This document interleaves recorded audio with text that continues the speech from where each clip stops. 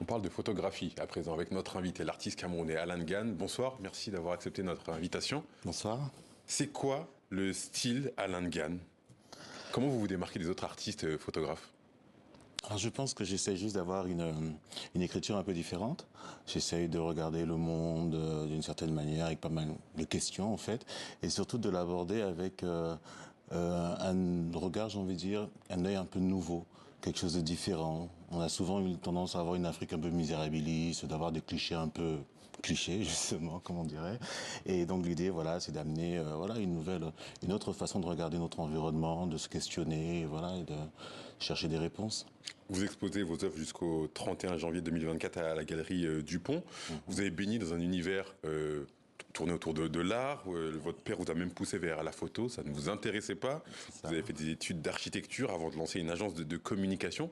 Quel a été le déclic par rapport à la photo?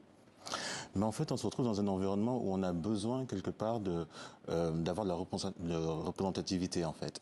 Et ce qui se passe, c'est que on a des faciès qu'on nous propose, en tout cas pour représenter en communication des visuels, qui sont des faciès qui sont pas des faciès locaux malheureusement. Et à un certain moment, il était plus intéressant pour nous d'essayer de faire localement des choses qui nous ressemblent, quoi, et de parler de ce qui est autour de nous. Et ça a commencé donc par la pub, l'image de publicité tout simplement, et puis de là, au fur et à mesure, on s'intéresse à d'autres sujets. Cette passion de la photo, elle est venue tardivement pour vous, on peut dire ça comme ça? Oui, pour la photo, oui, pour l'utilisation, pour le médium, ok.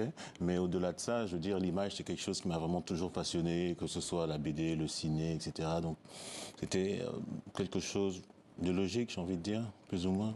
Quelles sont les thématiques qui vous inspirent aujourd'hui? Franchement, ça va être,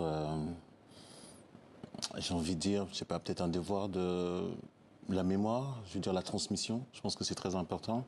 Aujourd'hui, on est dans un environnement où on se pose beaucoup de questions. Il se passe tellement de choses dans le monde actuel, et il est important de pouvoir essayer de se retrouver, questionner, savoir d'où on vient, qui on est, où on va, etc.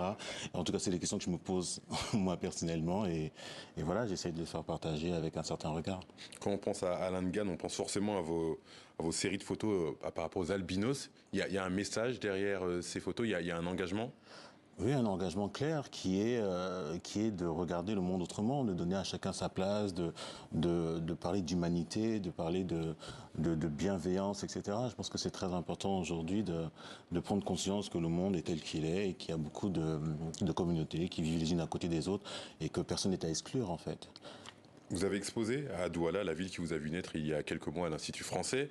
Quel est votre regard par rapport à la nouvelle génération d'artistes photographes au Cameroun et en Afrique? Je sais que vous avez des ambitions notamment de transmettre un petit peu votre Mhm. savoir-faire.